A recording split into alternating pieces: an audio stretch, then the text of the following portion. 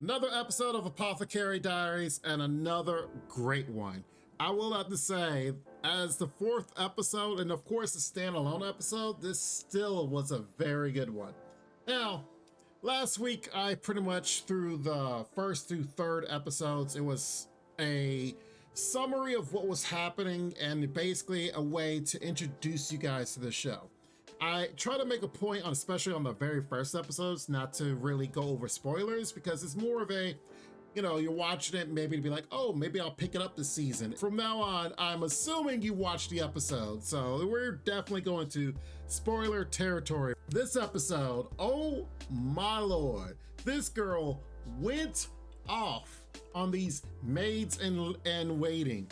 They were so bad, so trashy. They cared more about their master, the concubine girl. They cared more about her appearance and the way she looked than her actual health.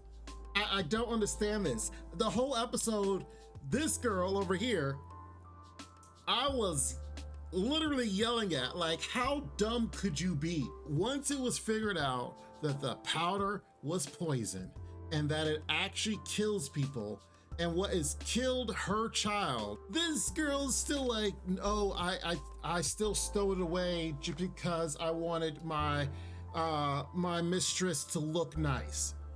Hello? How dumb are you? There's a reason why it was banned. But she and her dumb mind is like, oh, it's banned, so that means it's even more valuable, so I will still use it for my mistress.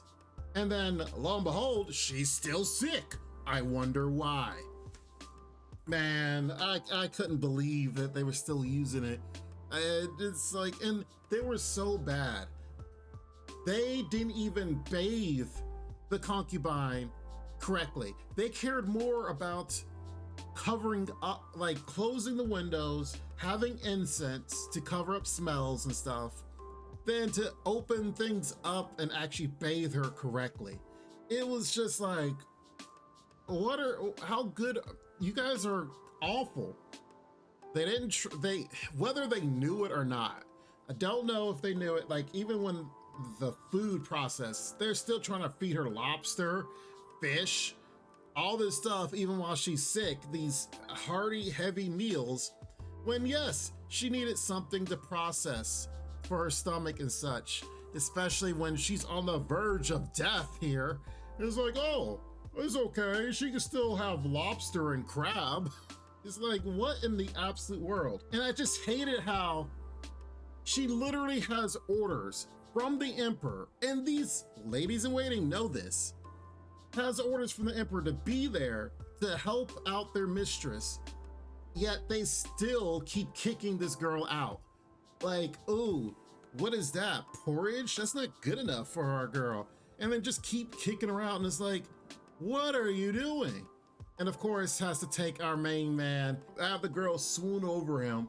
And even one of them passed out. It was hilarious. I was like, oh my God. Quite funny how she said that the personality of women could change so easily. And then he repeats her words when she goes off on the lady in waiting that's doing her makeup. And thanks to that girl with the makeup, she had to be confined, the makeup girl. And then the person who was in charge of going around confiscating all of the poison, he got flogged because he missed one. So I would be highly ticked at this one girl because she stowed it away and hid it. I couldn't believe it. So this woman, the one that was sick, Lihua, I have to admit, she actually does look beautiful. Like, she has been in these last few episodes sickly. So they've done a very good job of drawing her, like with her cheeks sucking in, and look almost like she's older, like she's really old. And to the point that I didn't even realize, now that she's healthy, how good she looks. It's like, oh, well, I guess this makes sense. She is a concubine to the emperor. It makes sense. Now, I love this segment, and I'm sure you guys did as well. this whole segment when she's like, oh no, the emperor loves the other concubine more than me. What do I have to offer? And then Maomao just kind of looks at her like, you have other assets. And then she's like, huh? And then Maomao just comes over to her and it's like whispers to her. It's like, for those that don't know, she whispered to her ways to utilize her assets to make it so then that way the emperor may fancy her once again.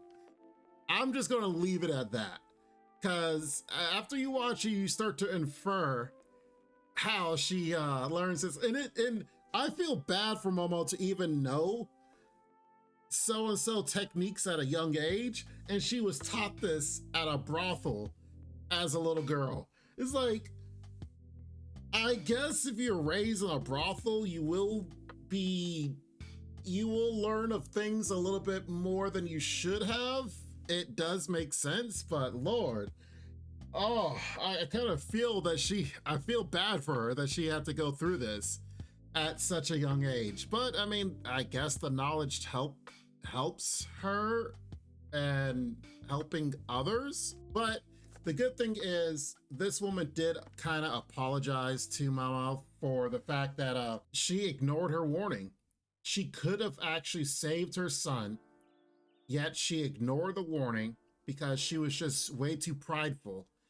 And because of her pride, she lost her son, who was going to be the prince, and which is such a sad thing. And she almost lost her own life. And I guess it's actually a good thing that this woman put aside her pride.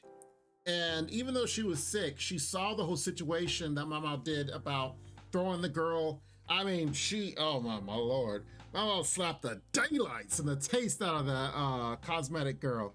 But she did take note about what's happening, and it helped later that she actually showed her own form of forgiveness to the maid in waiting that did the cosmetics, because she could have, when the maid came in to ask her for anything, that was her opportunity, if she wanted to, just to kick her out, like have her killed, have her, I don't know, banished, anything like that.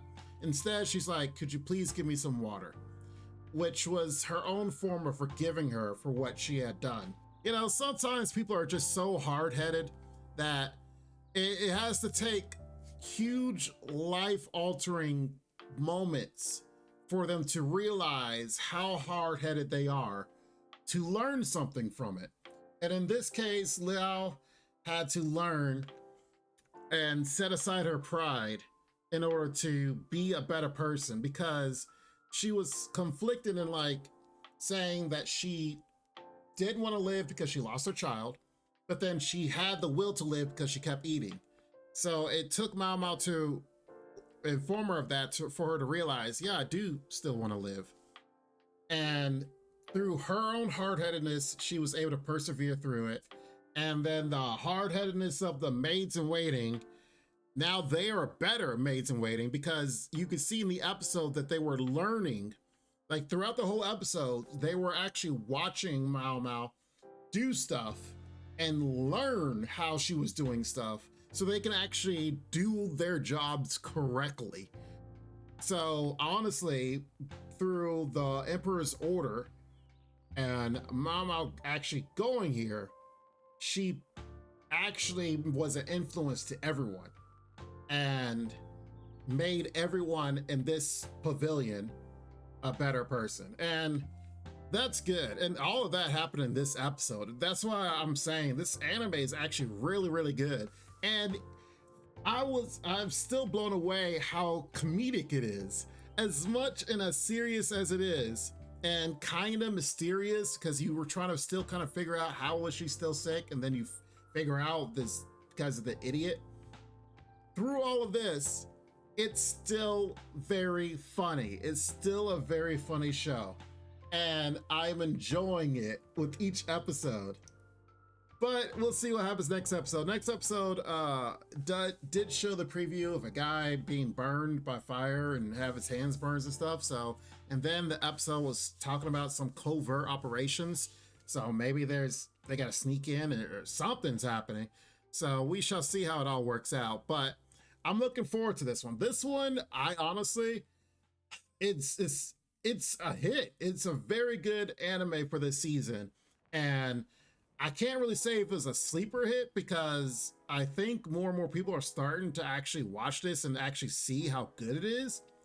But this one is beautifully drawn, graphically done very well, and it's not even close to being boring. It's very good. Tell me what you guys think. Comment down below your thoughts and opinions, but honestly, I hope this is something that I can point out for you guys. Make sure to like the video. Make sure you guys subscribe for more, because we'll definitely review this one and several others here on the channel. You guys be safe. Take care, and Lord willing, I'll see you next time. Bye-bye for now. Make sure to check out the extra content on our Patreon page, and thanks to our current patrons. This ain't what you want, bitch, I'm a fucking phenomenon.